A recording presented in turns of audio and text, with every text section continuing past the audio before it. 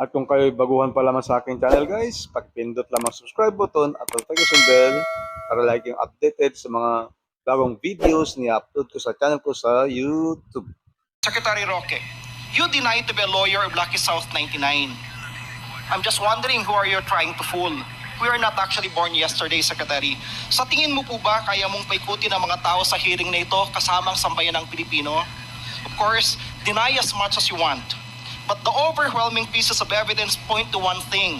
An only reasonable person, any reasonable person, will come to an unmistakable conclusion. You are part, or perhaps a lawyer, of Pogo South 99. Mr. Chair, I resent that. I am not fooling anyone.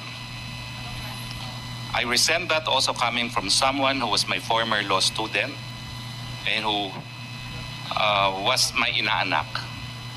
That's not the way to treat a resource person of this House. At least when I was a member of this House, we never treated resource persons in that way. I resent that for the record, Mr. Chairman.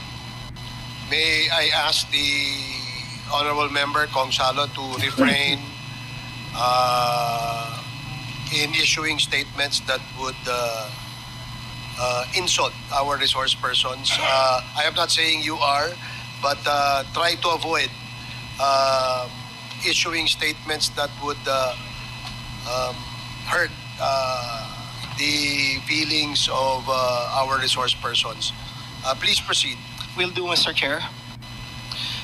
Mr. Chair, in our last hearing on August 16, Friday in Pampanga, Secretary Roque was invited by the Squad Committee. And Attorney Harry Roque sent a letter dated August 13, 2024, addressed to the Honorable Chairman, Robert Ace Barbers. Yours true. Are you the lead chairman?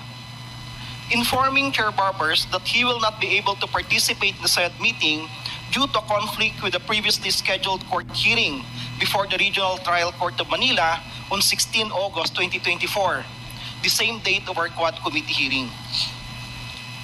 I have here a copy of that particular letter.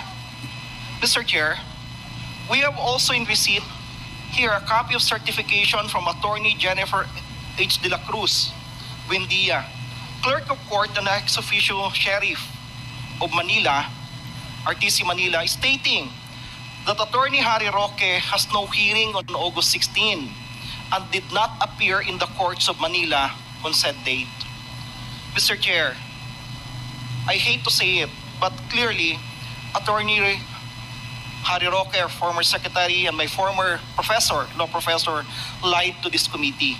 And that amounts actually to disrespect of the members of the committee, which is contemptible under Section 11E of the Rules of the House of Representatives on inquiries in aid of legislation.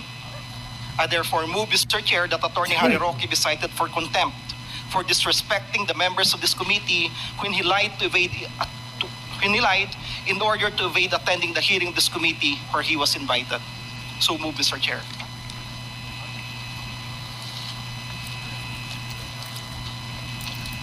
I did not quite hear what you said, Congressman Salo. Can you please repeat? Are you moving for the committee to cite Mr. Attorney Harry Roque in contempt?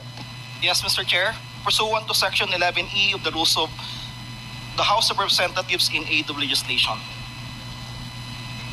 Mr. So, Chair, Mr. Chair. 1 minute suspension.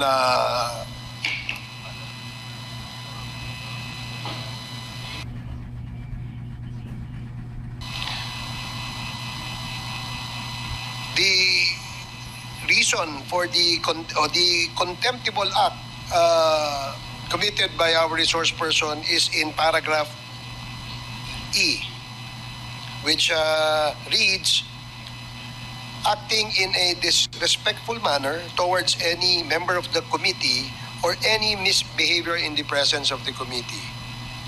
So, may I solicit comments from our members before we rule on this motion?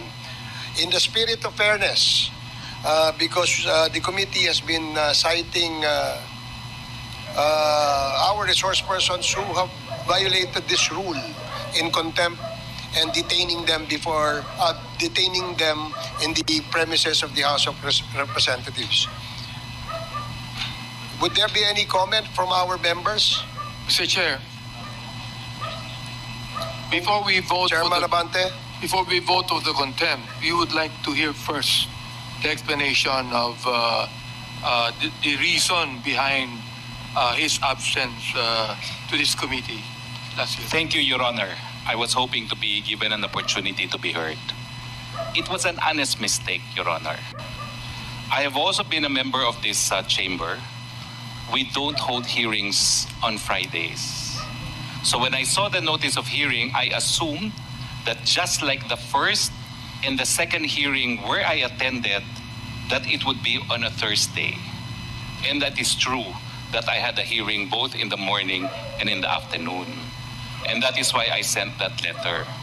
By the time I realized that it was a Friday and there was in fact a hearing, it was also close already to lunchtime, and the hearing was in Pampanga. So I apologize for the honest mistake, but the truth of the matter is I have been here on Thursdays to 2 hearings already, and I just assumed that just like in the past where we don't hold hearings on a Friday, that the hearing would be on a Thursday, as in fact today is also a Thursday. So it was an instance of, okay, there's a hearing, it's on Thursday again, and I have a hearing on Thursday. That's why I sent the letter right away, not even realizing that 16 is a Friday. That was an honest mistake. Had I had any intentions not to appear, I would not have appeared today as well. But in the first 2 instances, and those were the 2 instances where I was invited, I in fact appeared. I have no wish to disrespect the very same body of which I was a part of, which I consider at some point in time as my happy place, in fact, the House of Representatives. Thank you, Your Honors. Any other member who wish to make a comment?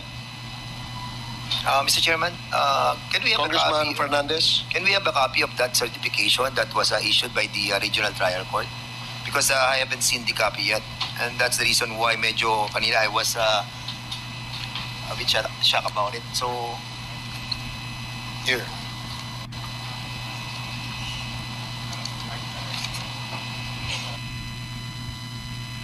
So while Congressman Fernandez is still reading the certification, Mr. Chair, Congressman Mr. Chair. Abante. I'd like to ask Secretary Roque, what is the reason for your apology? Well, it was really an honest mistake, Your So you're Honor. apologizing not for your absence, but for an honest mistake. It was an honest mistake, Your Honor, because I have been here every Thursday. And as a former member of this chamber, as a former employee of this chamber, I know that in the regular course of business, we don't really have hearings on Fridays. In fact, even if you call the trunk line of the House of Representatives on a Friday, no one will answer. That has always been the policy, no? So when I saw the notice of hearing, I really thought it was also on a Thursday, like the first 2 hearings where I attended. That is why I apologize for the honest mistake. Mr. Chair. In consideration of the fact that the resource person, former Secretary Harry Roque, is my former law professor, fellow Kabayan party list representative, and a former member of this House of Representatives.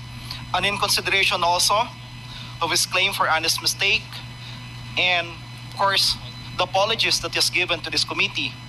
And finally, in consideration personal relations, as he has mentioned a while ago that he was my ninong, respectfully move, Mr. Chair, that the penalty be given be shortened to the barest minimum, which is just 1 day or 24 hours, Mr. Chair. Second motion, Mr. Chair.